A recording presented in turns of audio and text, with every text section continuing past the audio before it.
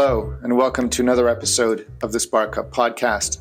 My name is Alan, and in this episode we take on a topic that seems to come up a lot: screen time for children. What are the pros? What are the cons? Is it good? Is it evil? It's something that keeps coming up because, let's face it, kids growing up today are surrounded by technology. But do they necessarily have to be exposed to it, and to what level? So in this podcast, I talked to Lirun Rabinowitz, who himself has 4 daughters, but he also works in emerging technology. In other words, it's his profession. But what he does at work and what he does at home with his daughters, between him and his wife, are quite different. There's quite a big contrast. And we go deep on this. We talk about the pros and cons. We talk about the scenarios. We talk about how technology can either hamper or improve things. We talk about empathy. We talk about creativity. It is a fascinating deep dive on a family that has somewhat more heavy restrictions, let's say, on technology than we do in our household. No one's right, no one's wrong, just always an interesting way of doing things. As always, there's notes in the show notes below. And without further ado, please enjoy this episode with Lirun Rabinowitz on screens, technology, creativity, empathy, and everything that surrounds it. Hey, Lirun, welcome to Spark Hub, and thanks for taking the time. As is tradition on the show, I always like to open with a quote from the guest. So if you don't mind, if you've got a quote, fire away. So my quote comes from actually my wife's second cousin. He's 14. And when I heard it, I just thought it was ingenious. You have to think of it with a French accent. And it goes like this: one life.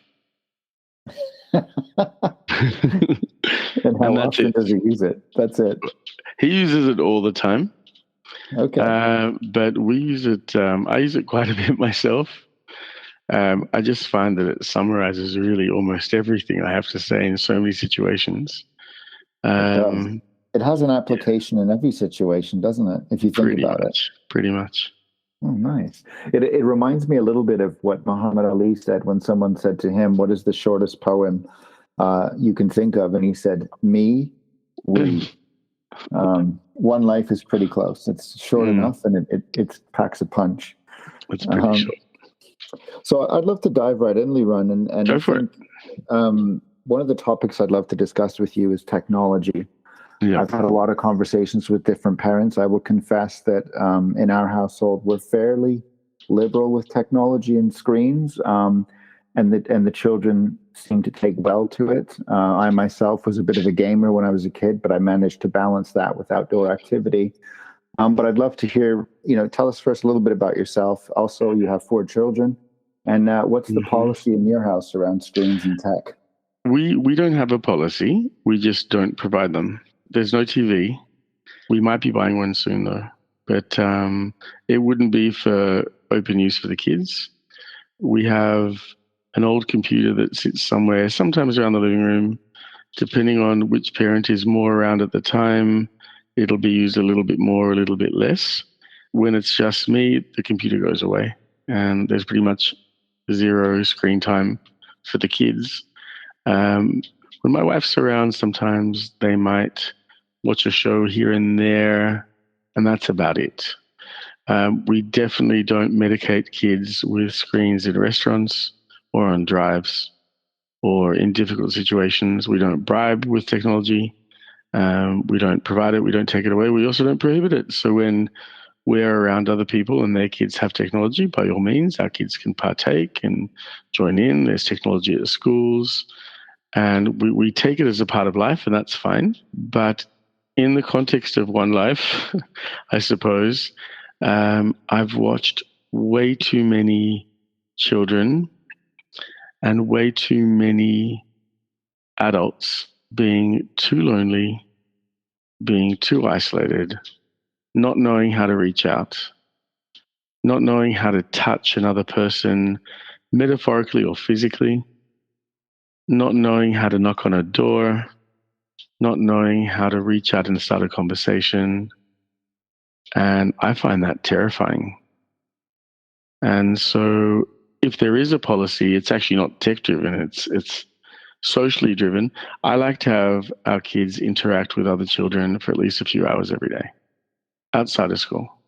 in a place that will involve sport and movement and complexity and some challenges and some childhood politics and hopefully some mini, budding seeds of romance here and there and bonds and friendships and memories and all the things that we took completely for granted as kids, and that today I tend to not see in many pockets of society. Ironically, walking through a housing development the other day, I saw a whole bunch of kids strolling and roaming around the open grounds just as we did. And for some reason, in any other neighborhood that I go to, I don't see that at all. I don't see the kids looking for activities or activating their imagination or doing anything like that. I see them selecting. They swipe left, they swipe right. They're very good at it. Everybody goes, wow, your 3-year-old knows how to work a phone. Wow. And at the same time, they might want to stop and think, that's apparently all the intelligence it takes. When we sit there basking in our own pride of how efficient we are and how wonderful these technologies are. No, they're designed for a simple mind. That's fine. The other policies that we do have is before any protracted journey, any multi-hour drive, we buy our kids notebooks. And we give them a nice fancy new notebook and a nice fancy new pen, sometimes a little set of pencils. And it's amazing how many games they know how to create. It's amazing how independently they'll go off and write stuff. They'll write whole things, and how much they enjoy then reporting to us back their little literary piece or showing us what they've drawn or sometimes they even set their own little projects. We were in Valencia in Spain, and they spent the whole day studying and observing doors. And when we came back to the hotel at night, back then Emmanuel was 8 and Natalie was 6. They sat down and decided they were both creating their own Valencian door. And they sat for a bit longer than we were hoping, but it's hard to interrupt artists at work. Exactly. And that's what they did. They created their own Valencian doors. It's pretty amazing because with technology, you can see the history, right? You can see where the kids are visiting. You might even have some snazzy little app that controls them and decides for them what they can and can't do. We don't have that with the diaries. But what we do get, or with the notebooks, what we do get is an incredible stroll through their minds just by flicking through their pages and what interests them and what doesn't interest them. And sometimes randomly there'll be a drawing there. Earlier this year, we went on a friend's boat just to see some of the dolphins in the bay. We live in Gibraltar, and there's a beautiful bay around us, and the dolphins thrive around here. So a friend took us out. And I think it was a couple of weeks later that Natalie, back then I think she was already 8, decided to meticulously try and recreate her experience on the boat on paper. And it was phenomenal watching the detail that she went to and seeing her journey through her own memory then reflected. When do you get to see that in any of these gadgets? So we love the process that they go through. We love the fact that they have to constantly create and author and pull together ideas. And we love the fact that they get bored. We love boredom. We cherish boredom. We love the fact that when they're selecting, it's out of a palette of ideas in their own mind rather than something that's come up as an algorithm on some screen. We love the fact that their eyes are commonly cast at the horizons of the planet and not just at the edge of a tiny, multi-inch screen. We love the fact that colors for them are the colors of the world and not just pixels. That's most of it. What do we do instead? So we're very, very lucky that our girls love the water, and they're all swimmers, apart from the baby Olivia, who's only 3. Is busting to start, and she keeps on begging. Unfortunately, the local educational pool has been shut for a little while, but we do plan to get her much more involved. And for us, they're in leagues and they compete around Spain, and Emmanuel is eyeing the National League of Spain next year, and she's already been collecting times for it, and it's all very exciting as a sport. but primarily for us, it is the medium. So we use swimming for them as a platform to forge intercultural friendships with kids all around Spain. They've already got friends in towns all around our region. They've developed some really strong bonds, some incredible experiences. They love it. They're enthused by it. They feel they have their own edge, their own uniqueness. They feel it distinguishes them from the run-of-the-mill kid who's doing the same WhatsApping and group whatever, chatting and whatever as all the other kids are doing, 50 hours a day. It's a huge part of their identity. In fact, Emmanuel said to me the other day when I was talking to her about whether or not she should go to one of the races. It's a bit far. And she said to me, "Dad, don't interfere with my career, please." You're using the C word. She's 10. And I'm like, so you're using the C word on me already? Wow. And I thought that's amazing. Like the fact that you've got your own missions and purpose, and you're already, building your own path, and you've got your own dreams, and they're yours.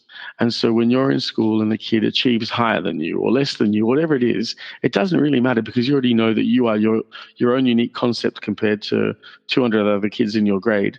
And so it's not a competition. You're on your journey, and that for me, it gives me a huge amount of satisfaction to know that my child is safe of constant comparisons and of constant. Other kids will often just say, well, that kid's the best in the class and that's the fastest, and that's kind of the end of the story. But for her, there's no comparison really. She knows herself, and I think allowing kids to know themselves is an amazing thing. Well, what are the age spans between your kids? I have a 10-year-old, 8-year-old, 6-year-old, and 3-year-old. Yeah. And 2 years ago, we were on holidays, and my now 6-year-old, then 4-year-old, was like, "Dad, look what I can do." And she suddenly started swimming front crawl or freestyle. And I was like, "Oh, this is so cool." Like, she digs it as well. This will be easy. And I took a video and sent it to the coach of the team that my 2 older ones are in. And he said, "We're going to admit her into the team." I'm like, "She's 4. He's like, "Yeah, but she swims too well to go into the baby water acquaintance classes. So we're just going to have to cope with her in the team." And that was very odd. And now she's figured it out. She understands that there's time for plan, time for training, and there's space in between to make some friendships. And how does she express herself in that context? So many boundaries that she had to identify. They don't speak Spanish. This is all in Spanish. And then the other day I heard Emmanuel like literally fling out whole beautiful, complete sentences in Spanish. I was so happy for her because I knew that it made life so much easier for her. Yeah, it's been an incredible journey. I don't regret their technology diet. No, not at all. I think it's interesting you bring it up because it's somewhat of a polarizing topic. And famously, the founder of Apple, Steve Jobs, never let his kids have iPads, as if he knew something we didn't when he was making this very addictive product. And there is another guy, I don't know if you know a guy named, he's quite famous in the US. His name's Ben Shapiro. And yes. He famously, he's very Orthodox Jewish, and he observes the Shabbat religiously, but he also makes sure his 4 kids, so he's got 4 kids as well, they don't use technology in any way. They still do pen and paper. So that's common amongst the ultra-Orthodox. Yeah, it's very, very common. But even though he's running a media empire, which I find fascinating. Yeah. So I think the 2 examples I gave you are people that earn their living through technology or creation of technology or media platforms, and yet when it comes to their own children, they seem to have the wisdom and the foresight to not get them involved too heavily at an early stage in those very technologies that they leverage. So I just bring that up as an interesting point. It is interesting. I mean, my life is technology as well. I'm a technology lawyer, and so for 20-something years, I've been in the depth of emerging technologies. When Emmanuel was, I think, 5, and she lost her first tooth, she wrote the Tooth Fairy a preemptive note. "Dear Tooth Fairy, I need a phone. See what you can do." And so the Tooth Fairy wrote back, "Emmanuel, we understand that you're only 5. Do you have a note from your parents authorizing you to actually acquire a phone?" And she wrote back, "Tooth Fairy, what's your name? Are you a boy or a girl? This is very strange." And we wrote back, well, you clearly lack the authorization, so we cannot provide you with a phone. So she wrote back, well, can I have a superpower at least? It's like, well, you don't seem to have authorizations for that either, so we'll give you one of two choices. You can either have the superpower of making people smile, or maybe you can read the odd thought. So she woke up in the morning trying her hardest to either make her smile and prove that she'd received something from the tooth fairy after a rigorous negotiation. And then she at some point asked us, she said, Dad, why can't I? All the kids have one. And we said to her, the reason is really, really simple. We love you.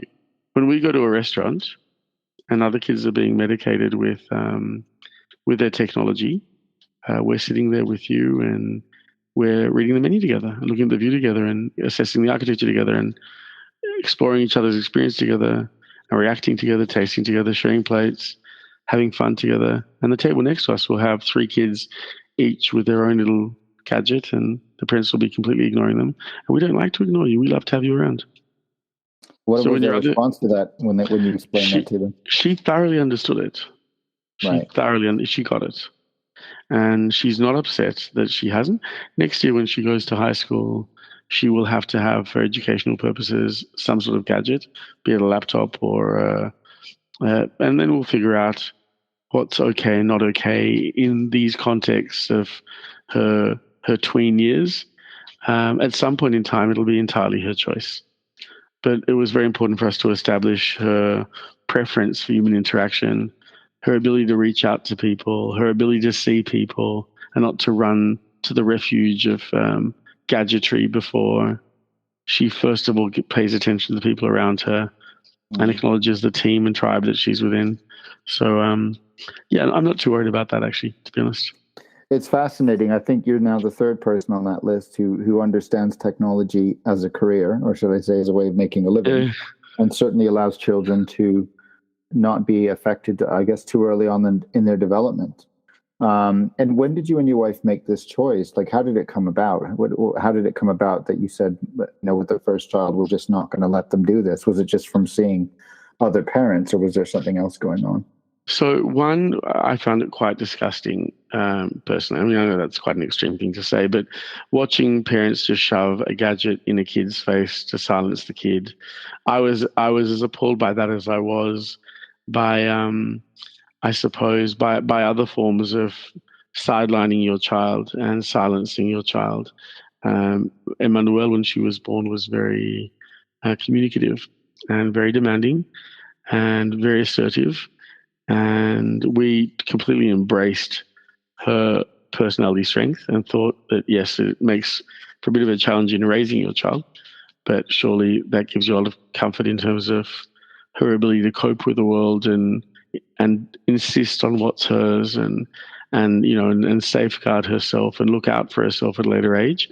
I think one of the things that concerned us was actually at the most basic mechanical health level, radiation. So we weren't keen on having highly, let's say, untested at the time at least, and probably still today, gadgets around our kids' brain or face, impacting who knows what, whether it is their brain or perhaps their nervous system or perhaps their vision or perhaps whatever else. These things, I think, are still underexplored and underreported. I think that was probably the initial angle. So we wouldn't, for example, ourselves talk on the phone and hold the baby. Or I remember at some point when we were designing a home that we were going to live in, we made sure the fridge was far enough away and other major electricals weren't close to the bedrooms, because there was a possibility of them being adjacent to the bed with just a wall dividing. So I think in the beginning it was more just to do with plain radiation until we started seeing the wider effects of children who simply don't know how to interact. I've got friends who I work with kids of a similar age who do not know how to engage other kids at all. And they've been through kindergarten and nursery, and they've been through 6 years of elementary, and now they're in high school with very strange personality traits that they themselves are already suffering from. These are young kids, new teens who are already deeply, deeply lonely. And I don't just see it there. I see people in their late 20s and early 30s at work in a very similar situation, interacting with a lot of distance between them and others, not knowing how to bridge that intuitive space that perhaps for us came much more normally and was much warmer and much more fluid. And the fact that the people have to first seek consent to be in contact through a WhatsApp message, make sure the time is perfect, make sure the temperature is correct, and then confirm that there is an interest, and then perhaps take the risk that the person might not fully be engaged, have the call, maybe successful. Wow. I mean, talk about risk aversion. How was it for us? We'd call. If the person was there, they'd answer. More often than not, it was a pleasant conversation. You'd walk away feeling re-energized by your friendship or by your family member.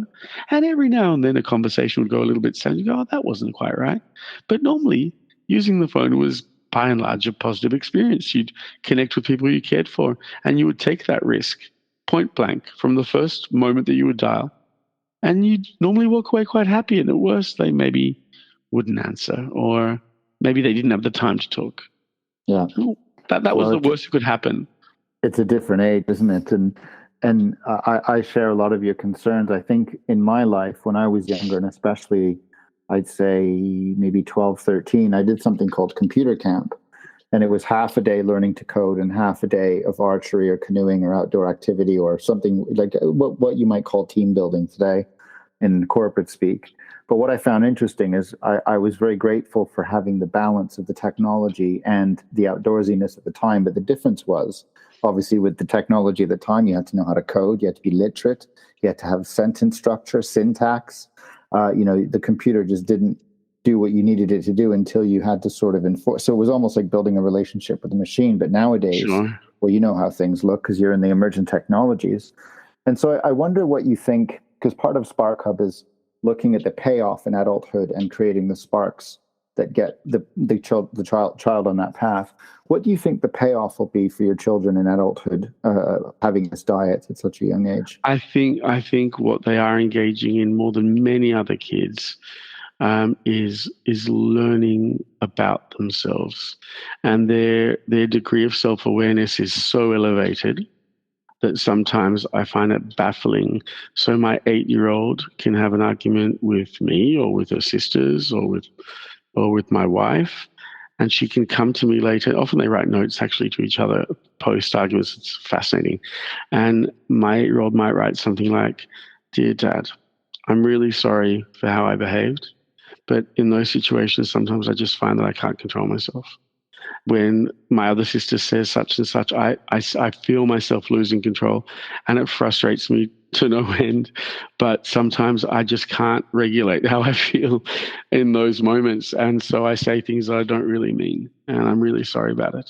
And then in the beginning of the summer, I actually saw her bucket list of things she wanted to achieve, and beyond cycling, and I think she wanted to improve some of her swimming times, and I don't remember what else was there, but she had a whole list of things. One of them was learning to control my temper. And I thought, wow, you are that's amazing. Like, there are people that I know in the depth of their adulthood who don't even recognize the basic foundations of their own personality.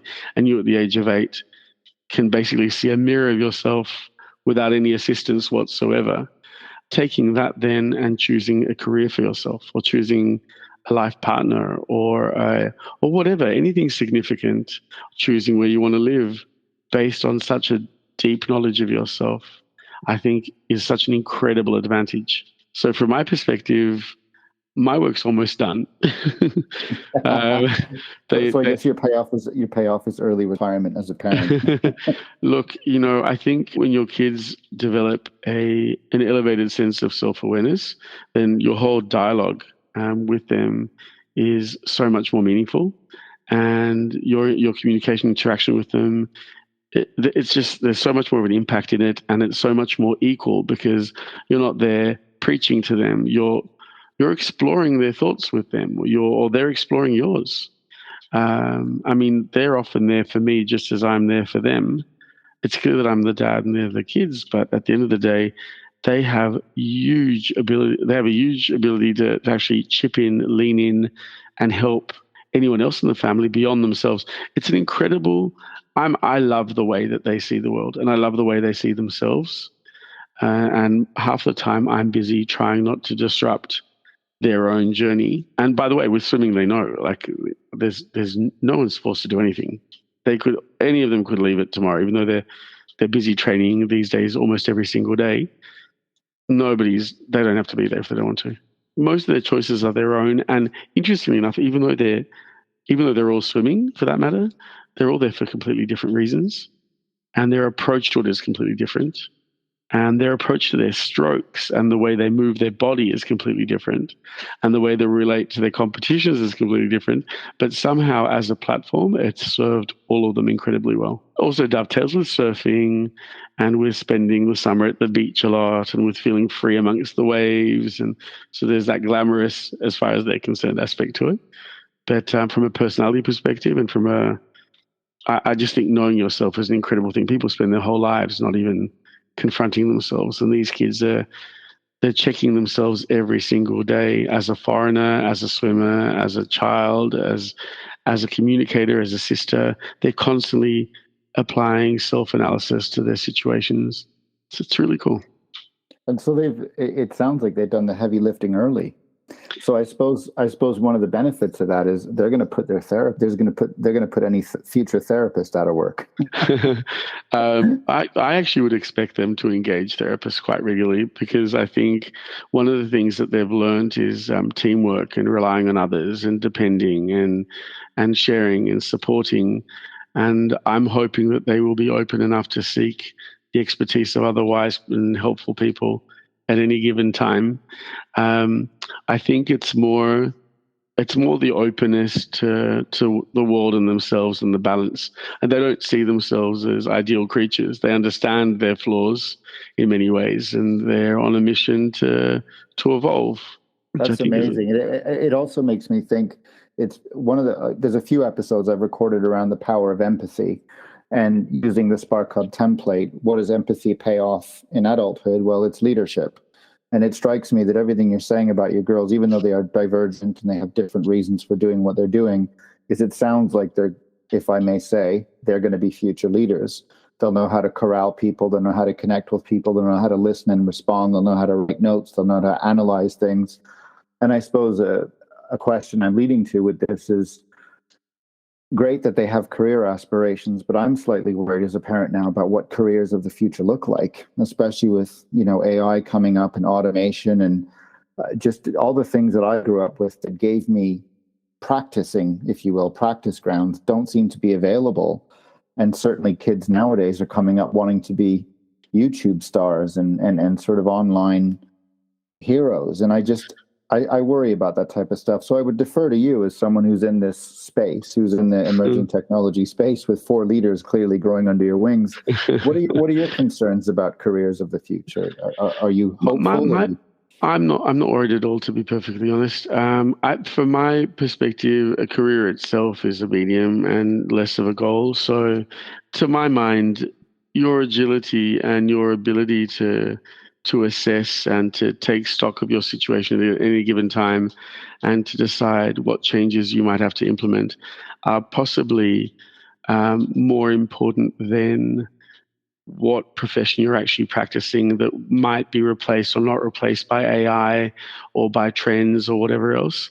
I think future fitness, in my mind, has a lot to do with what's being wiped out by communication technologies.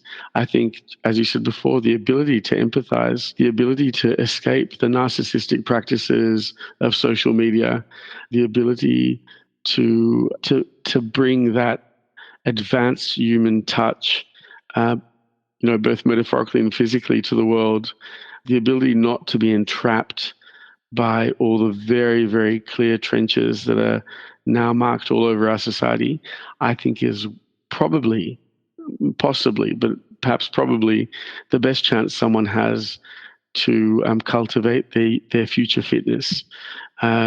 Because by seeing things from outside the, for want of a better word, social templates, they're more likely to have, I guess, a broader perspective on where the possibilities lie and how to elegantly navigate and I guess, mobilize themselves into zones of opportunity rather than being stuck with the masses or competing for the same improbable, low-paying, unrewarding situation. From an aspirational perspective, my eldest sort of wants to emulate me in some ways and wants to study law and architecture. And my second daughter, she wants to be a vet, but she also wants to be an astronaut. My third daughter wants to be either a builder, a cop, a teacher, sometimes a lawyer, but most of the times the most random manual labor job that she can find. And my fourth child wants to be a baby shark. So, and from my perspective, these are all valid careers. I want to know that they're touching on their passions on a daily basis, and that whatever it is they're doing, they're finding themselves and seeing themselves in their day-to-day and in their routine, rather than just being washed away by momentum, especially one that wasn't initiated by them. I trust that they won't fall short of anyone else. I trust that their life skills will take them where they need to go. Interestingly, they all do talk about sport as an integral part of their lifestyle. So Emmanuelle, my 10-year-old, she wants to be a triathlete. Yeah. And she wants to take it to the highest level. Natalie just talks about swimming. Leona really loves football and loves playing football. I think that's more a social thing because she has some friends there. But they all see themselves in sport. Olivia's desperate to become a swimmer already. I love the fact that they take sport so seriously. I think that's really important, and I think that's also part of future fitness. And part of that. I mean, not to delve onto another topic, but the last guest I had is a sports physiotherapist, and she's got 2 daughters. And if you listen to that episode, there's things that she says that I thought were myths, that aren't myths actually, such as, you can lift weights when you're young. It won't stunt your growth. There are ways to recover. You can get by with 7 minutes a day. So she dove into it because she, like me, believes that kids need to move and learn how to move their bodies. And I observe, and I've said this on many episodes, I lament how much phys ed is being cut, or how much health and safety culture has come in and said, we can't really do that anymore. They're not allowed to run. No. They're not allowed to run. My girls are not allowed to run at school. Oh, really? Why is that? And what would be because a few years ago, I think 2 kids sort of collided. And ever since, the parents in Gibraltar have banded together, and now running at schools is prohibited. Oh, that's unbelievable. They will get punished if they run, unless it's within a gym class. There's no running, not even in the playground, especially not in the playground. If they skip in a way which looks a bit like running, they could get punished as well. Then they went to the point of not allowing their water bottles in the playground. So now they're not drinking water in the playground either, because many of the water bottles are like, they retain the cold, so they've got a metal element, and that's considered dangerous. So drinking water, no. Running, no. And I'm like, this is... eating nuts is also a no. They're not allowed to eat nuts or bring nuts to school. And I understand allergies, yes, of course. But when the kids go to Spain to swim or to compete, the coach and the chairman of the team always stresses, please, kids, bring only fruit and nuts. And I just think, I haven't heard that there's any statistical issue with people in Spain being more at risk than people in Gibraltar, for that matter. And Gibraltar is a wonderful place, but it really is. As a foreigner here, I really love it. But the fact that my kids are not allowed to run at school, it kills a bit of me. I've never heard that before. That is the first time in all these interviews I've been doing that I've heard that running was banned. That's a staple, basic, fundamental piece of sport. And I don't want to spend the whole episode lamenting that, but that's quite incredible. And I suppose it brings me to another reason I'm running this hub, is because if I look, there's a statistic that I repeat very often, which is 20% of your lifespan of learning is in school, in a formal environment, in a classroom. 80%, 80, is going to be outside of a classroom. And so, what do you do when your kids are outside a classroom? What do you teach them when they're outside of formal education? How do you balance it? This is one of the big quests I'm sort of on, to identify all the different sparks. But to say that, I speak to a couple of guests, what happens when music is chopped out? What happens when phys ed is chopped out? What happens when, as you say, everyone's being pushed into a STEM mentality that can easily be amortized over time, or can easily lead you into career paths that are competitive and uninteresting? And it seems that the human subjects, the things that make us human, seem to be the first to go. So we have to seek these things outside of the school environment, or find other ways to teach them. And I think it's a shame, but it seems to now be falling on the parents that care, the parents that want to keep these things alive. I myself was, had a lot of music and a lot of sport in my life, and thank God I did, because it's given me, I suppose, a little bit like your daughters, just so many options to move and think and sort of imagine. And it seems to me, as you say, that's being strangled out of formal education. But to think that in Gibraltar, you can't run. I mean, that's just, for me, I don't know why there's not more outrage about it. But I think I don't know, and I think it's an incredible loss. For us as kids, we did crazy stuff at school. I mean, we had beautiful school grounds with trees and stuff. So we used to build in Australia. We used to build forts in our school and have full on informal gang wars between classes, and imagine ourselves as some form of Jedi sort of creature and do all sorts of crazy stuff. And we used to play tag in the overgrown, ungardened areas of the school and crawled through. We did so much stuff that involved movement. And never was there a complaint. And never was anyone really hurt either. Like, no one really broke anything or sprained anything or got too scratched up. We were just being kids. And I think for me, that's one of the biggest parts of parenting. It's not getting in the way of your kids while they're just being kids, and let them go through their process. I don't actually want to shape them too much. I just want to make sure that I'm slightly balancing out what society has collectively lost. We're all in that struggle. And it's, as I say, my hope with recording episodes like these, that there's a hub of somewhere you can go and find these things and know that you're not alone in that struggle. So I think that's really important. So one of the things that we do, which I think is rather unusual, is our kids are very, very comfortable in the kitchen. So my 6-year-old likes to make pastries, and she's very nifty with her handwork on the pastries. And my 8-year-old can make rissoles and from scratch, like with all the fancy ingredients that go inside. And the other day, she was making schnitzels, and they make salads, and they'll make pasta, and they'll fry eggs, and they'll make toast. There's lots of stuff that they know how to make. In fact, a couple of summers ago, when they were the older ones were 8 and 6, they prepared a whole dinner for us. It was mostly like ravioli and salad, but still, they set the table, they clear the table. And I think teaching your kids these life skills generally and getting them involved in their own food and health and nutrition is also super important. So, for example, they do eat occasionally pizzas and other stuff, but there'll always be a salad there. And I take it in your house they don't find these things on the iPad, right? No. We have an iPad somewhere, by the way. I just don't know where it is, and I don't know if it works.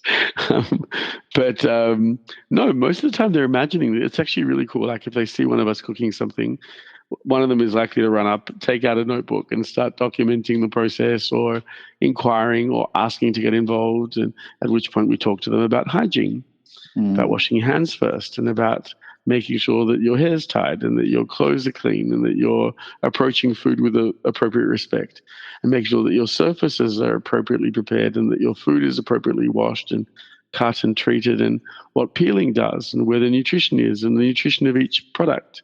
And they're very curious about these things, and they'll ask them anyway.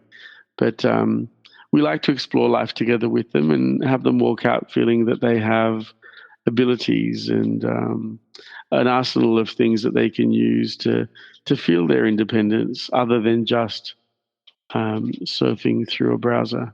Well, it sounds to me as if the wish that your daughter made from the Tooth Fairy came true. She's getting superpowers.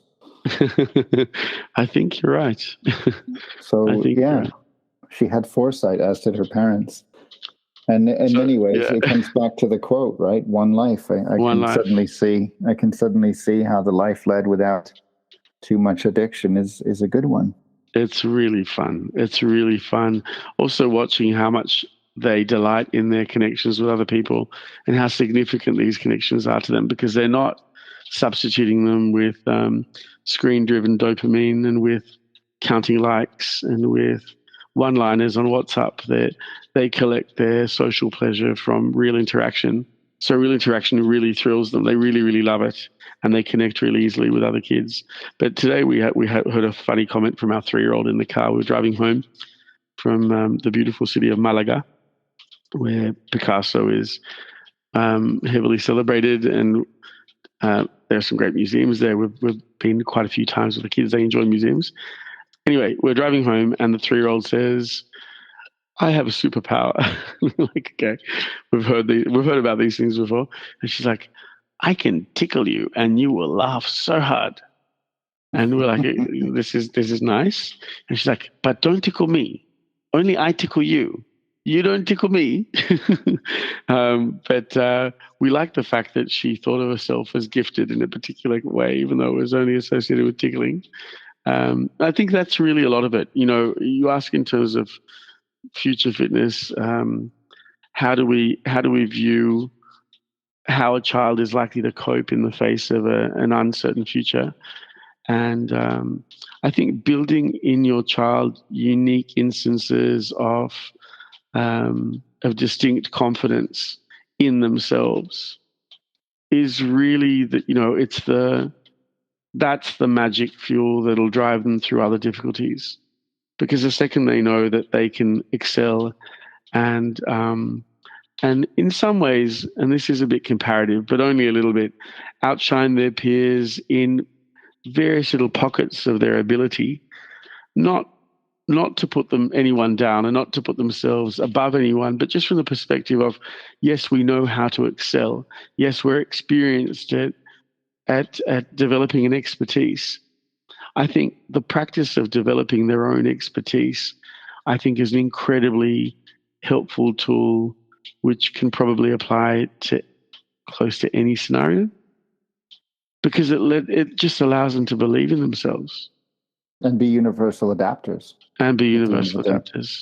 I can't think of any other way to close the episode than on that story, that the power is in tickles and everything that follows. Amazing. So thank you for joining the Spark. My podcast. pleasure. I appreciate the discussion, and one life. It's really indeed, good. Mate, one life. One life. One life. Has to be in French accent, of course. Oui. Oui. Thank you, Lirun. I appreciate you coming on the show. Thank you. Cheers.